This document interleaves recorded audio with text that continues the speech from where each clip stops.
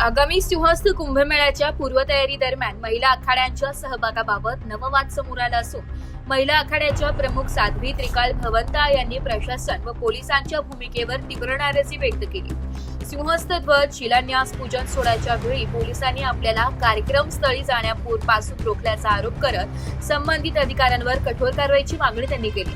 पत्रकार परिषदेत बोलताना साध्वी त्रिकाल भवंता म्हणाल्या की सिंहस्थ ध्वज शिलान्यास पूजन कार्यक्रमाच्या दिवशी पोलिसांनी कोणतेही ठोस कारण न देता आपल्याला घटनास्थळी जाण्यापासून रोखले आणि बेकायदेशीरपणे स्थानबद्ध करून ठेवले। या घटनेमुळे महिला आखाड्यांच्या धार्मिक अधिकारांवर गदा आली असून स्वतःला शारीरिक व मानसिक त्रास सहन करावा लागल्याचा आरोप त्यांनी केला। या प्रकरणी आपण कुंभमेळा मंत्री गिरीश महाजन तसेच शेखर सिंग यांच्याकडे निवेदन सादर करून संबंधित पोलीस अधिकाऱ्यांवर कडक कायदेशीर कारवाईची मागणी करणार असल्याचं त्यांनी स्पष्ट केलं। महिला सक्षमीकरणाचा मुद्दा उपस्थित करत साध्वी भवंत म्हणाल्या की देशात महिलांना सर्व क्षेत्रात नेतृत्वाच्या संधी दिल्या जातात। संसदेत महिलांच्या आरक्षणाचा निर्णय घेतला जातो।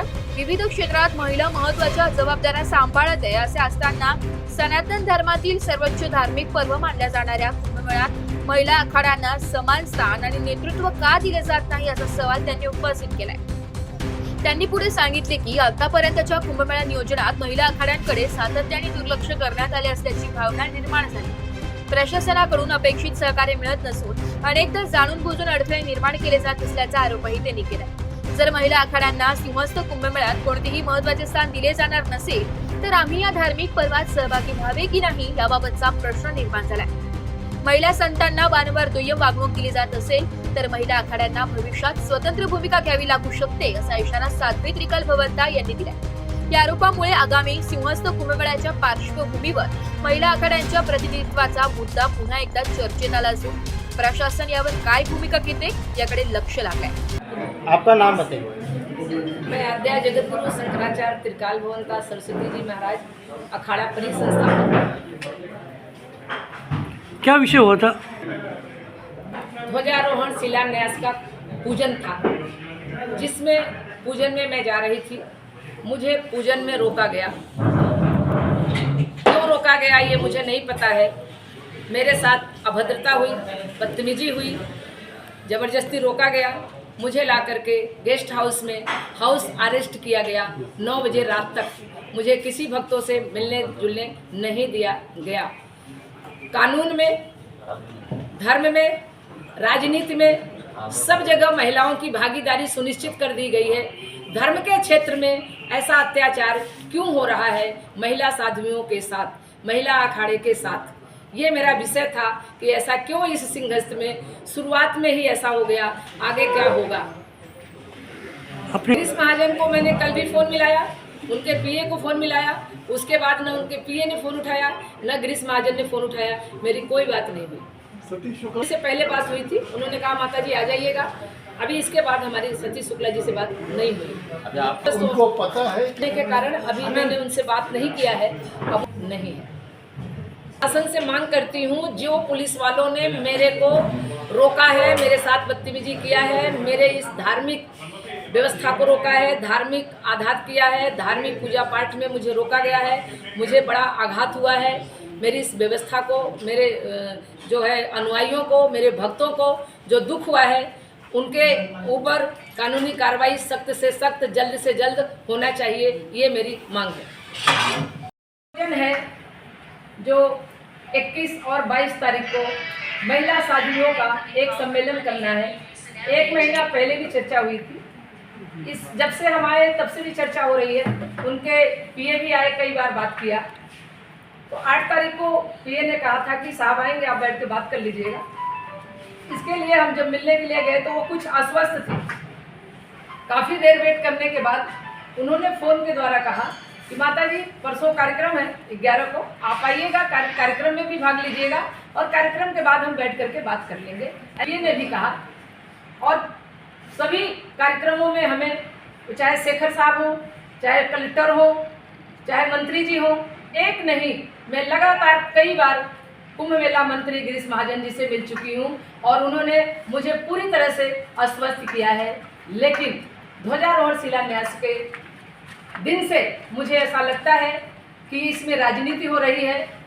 और महिलाओं की व्यवस्था, यहाँ पर महिला संतों की व्यवस्था कुंभ में जिस तरह से सुरक्षा का व्यवस्था होना चाहिए, सभी चीज़ों की व्यवस्था होना चाहिए, चाहे वो आर्थिक व्यवस्था हो, चाहे वो खाने पीने की व्यवस्था हो, साधना पूजा की व्यवस्था हो, टेंट कनात की हो, जो भी व्यवस्था है वो सारी व्यवस्थाओं के लिए आश्वस्त करने के बावजूद भी मुझे पूजा में शामिल नहीं किया गया।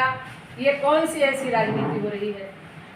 ये उससे थोड़ा सा ठीक हो पाई हूँ तो आप लोगों के सामने मैं उपस्थित हुई। आपका जो कुंभ मेला अधिकारी से मिल रहे हैं, जिला अधिकारी से मिल रहे हैं, सभी लोगों ने मुझे लगातार आश्वासन देते आए कि आपको पिछली बार जो भी गलतियां हो गई, इस बार ऐसी कोई गलती हम नहीं करेंगे। आपको महिला अखाड़ा है, आप महिला धर्माचार्य हैं, इसलिए आपको अच्छी व्यवस्था करेंगे। लेकिन इस धर्म के कार्य में शुरुआत हुआ सिंहस्थ का ध्वजारोहण शिलान्यास में मेरे साथ जो भी ऐसा अनैतिक व्यवहार हुआ, उससे ये पता चलता है कि कहीं न कहीं धर्म के नाम पर राजनीति हो रही है। जबकि हमारे माननीय प्रधानमंत्री जी 50%, 33% का बिल पास कर रहे हैं। सुप्रीम कोर्ट का आदेश है कि हर क्षेत्र में महिलाओं को आरक्षण दिया जाए, सुनिश्चित किया जाए। धर्म क्षेत्र में धार्मिक मान्यताओं के कारण वैदिक काल से वेद पुराण के माध्यम से, वेद पुराण के सिस्टम में मातृशक्तियों को श्रेष्ठ रखा गया है। मुझे ये नहीं समझ में आता है कि इस तरह से मेरे धर्म क्षेत्र में इस कार्य के लिए जो मेरे भक्तों के साथ और मेरे वहाँ इंतज़ार करते रह गए, मैं नहीं पहुँच पाई, इससे मुझे बहुत आघात हुआ है। मेरे धार्मिक पूजा पाठ में बाधा आई है। इसके लिए मैं पुलिस प्रशासन से पूछना चाहती हूँ कि ऐसा क्यों किया गया, किसके इशारे पर किया गया, ऐसा धर्म के क्षेत्र में क्यों किया जा रहा है। इस सिंहस्थ में महिलाओं की क्या भूमिका होगी, महिला धर्माचार्यों की क्या भूमिका होगी, महिला अखाड़े की क्या भूमिका होगी, वो सुनिश्चित करें। या तो फिर मुझे लिखित में बताएं कि इस सिंहस्थ में महिला अखाड़े के लिए, महिला धर्माचार्य के लिए, महिला साध्वियों के लिए इस कुंभ में कोई व्यवस्था नहीं करेंगे। ये मैं जानना चाहती हूँ। प्रश्न है, इस मेरे प्रश्न का जवाब आप लोग अपने तरीके से उन लोगों से पूछें और मुझ तक पहुँचाएं। मैं ये जानना चाहती हूँ। है जो 21 और 22 तारीख को महिला साध्वियों का एक सम्मेलन करना है। 1 महीना पहले भी चर्चा हुई थी। जब से हम आए तब से भी चर्चा हो रही है। उनके पीए भी आए, कई बार बात किया। तो 8 तारीख को पीए ने कहा था कि साहब आएंगे, आप बैठ के बात कर लीजिएगा। इसके लिए हम जब मिलने के लिए गए तो वो कुछ आश्वस्त थे। काफ़ी देर वेट करने के बाद उन्होंने फ़ोन के द्वारा कहा कि माता जी परसों कार्यक्रम है 11 को, आप आइएगा, कार्यक्रम में भी भाग लीजिएगा और कार्यक्रम के बाद हम बैठ करके बात कर लेंगे। ये ने भी कहा। और सभी कार्यक्रमों में हमें, चाहे शेखर साहब हो, चाहे कलेक्टर हो, चाहे मंत्री जी हो, एक नहीं, मैं लगातार कई बार कुंभ मेला मंत्री गिरीश महाजन जी से मिल चुकी हूँ और उन्होंने मुझे पूरी तरह से आश्वस्त किया है। लेकिन ध्वजारोहण शिलान्यास के दिन से मुझे ऐसा लगता है कि इसमें राजनीति हो रही है और महिलाओं की व्यवस्था, यहाँ पर महिला संतों की व्यवस्था कुंभ में जिस तरह से सुरक्षा का व्यवस्था होना चाहिए, सभी चीज़ों की व्यवस्था होना चाहिए, चाहे वो आर्थिक व्यवस्था हो, चाहे वो खाने पीने की व्यवस्था हो, साधना पूजा की व्यवस्था हो, टेंट कनात की हो, जो भी व्यवस्था है वो सारी व्यवस्थाओं के लिए आश्वस्त करने के बावजूद भी मुझे पूजा में शामिल नहीं किया गया। ये कौन सी ऐसी राजनीति हो रही है? ये उससे थोड़ा सा ठीक हो पाई हूँ तो आप लोगों के सामने मैं उपस्थित हुई। आपका जो सदगुरु शंकराचार्य त्रिकाल भवंता सरस्वती जी महाराज, गायत्री त्रिवेणी प्रयाग पीठाधीश्वर, अखाड़ा परी के संस्थापक मुझे देश की विद्वान और विदुषी लोगों ने धर्म के क्षेत्र में शंकराचार्य के पद पर पदासीन किया है। मैं अपने अनुयायी और भक्तों को बुलाने पर सिंहस्थ नासिक त्र्यंबकेश्वर कुंभ के लिए आज 1 महीने से नासिक में मेरा प्रवास है। 11/6 को ध्वजारोहण शिलान्यास का पूजन था, जिसके लिए मंत्री गिरीश महाजन मुझसे कहे थे कि 11 तारीख को पूजन है माता जी, वहाँ आप आ जाइएगा, आगे और भी बैठ करके आगे की प्लानिंग हम लोग करते हैं।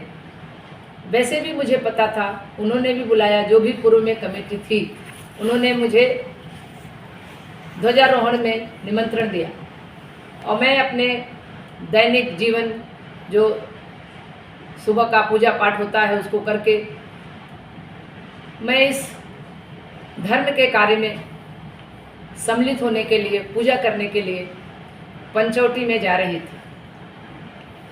मुझे जैसे ही मैं एकदम करीब पहुंच गई, वहां से अचानक पुलिस की फोर्स आती है, मेरे गाड़ी को रोकती है और कहती है कि ऊपर से आदेश आया है, आपको इस धार्मिक कार्यक्रम में भाग नहीं लेना है।